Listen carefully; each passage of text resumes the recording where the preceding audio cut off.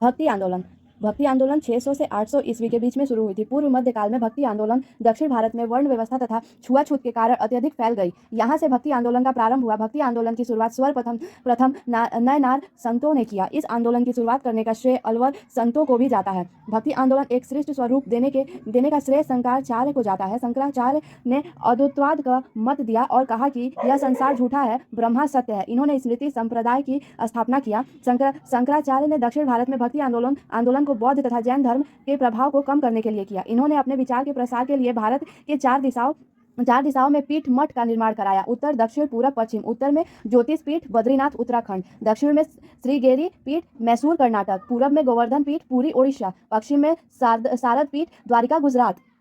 12वीं सदी में शंकराचार्य के मत को कई विद्वान ने काट दिया। मध्वाचार्य ने द्वैतवाद का मत दिया और ब्रह्मा संप्रदाय की स्थापना किया।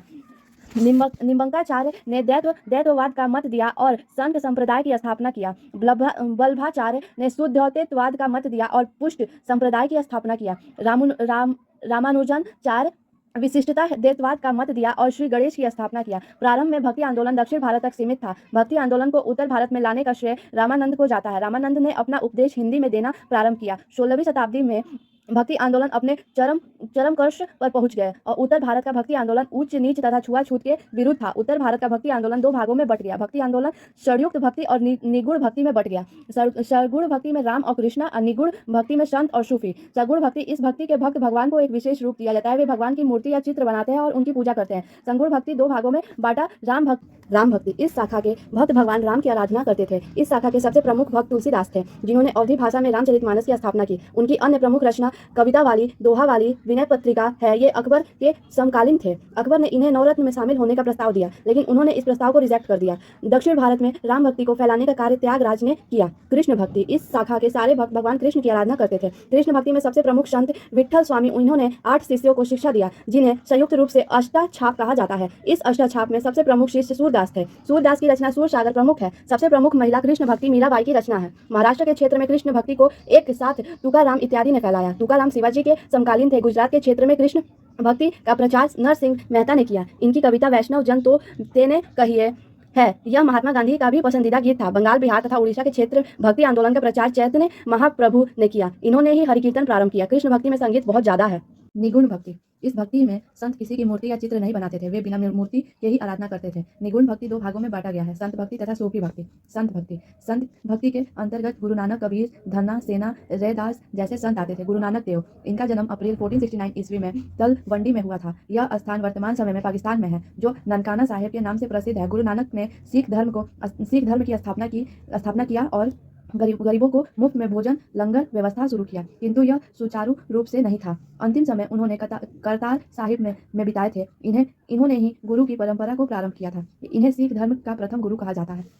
अंगद देव, ये दूसरे गुरु थे, जिन्होंने लंगर व्यवस्था को सुचारू रूप से चलाया। इन्होंने गुरुमुखी लिपि का खोज किया। अमरदास, ये तीसरे गुरु थे। इन्होंने पर्दा प्रथा, सती प्रथा, कुप्रथा इत्यादि का विरोध किया। यह पारिवारिक जीवन में रहते हुए गुरु के कर्तव्यों का पालन किया। रामदास, ये चौथे गुरु थे। इनका अकबर से अच्छा संबंध था। अकबर ने इन्हें अमृतसर शहर के लिए 500 बीघा जमीन दान में दिया। उन्होंने अमृतसर नामक एक तालाब बनाया था। अमृतसर एयरपोर्ट का नाम गुरु रामदास इंटरनेशनल एयरपोर्ट है। अर्जुन देव, ये 5वें गुरु थे। इन्होंने ही स्वर्ण मंदिर की स्थापना की। इन्होंने गुरु ग्रंथ साहिब की रचना की थी, जिन्हें आदि ग्रंथ भी कहते हैं। इनके समय से ही गुरु का पद वसानुगत हो गया। इन्होंने जहांगीर के विरोधी पुत्र खुसरो को समर्थन दिया, जिस कारण जहांगीर ने इन्हें फांसी दे दिया। नोट, राजा रंजीत सिंह ने हर मंदिर पर सोने की परत चढ़वाया, जिसके बाद हर मंदिर के स्वर्ण मंदिर हो गया।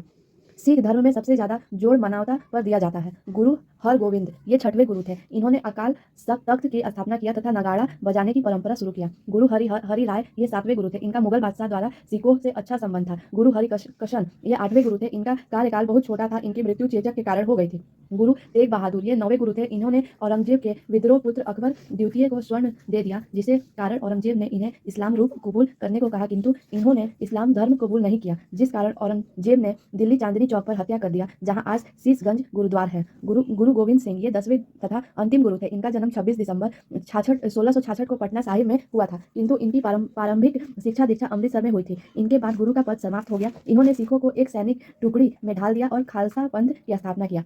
इन्होंने 5 कारावार की स्थापना किया। 5 कारावार इस प्रकार हैं: केस, कंधा, कृपाण, कच्छा, काड़ा रखना अनिवार्य कर दिया। इन्होंने कहा कि सिख अपनी बाल कभी नहीं दिखाएंगे। इन्होंने मुगलों का मुंह तोड़ जवाब दिया। इनके समय गुरु का पद समाप्त कर दिया गया। इनका कहना था, चिड़िया नू मैं बाज लड़ावा, गिद्दर नू मैं शेर बनावा, स्वालाख नू एक लड़ावा, तब गोविंद सिंह नाम कहावा।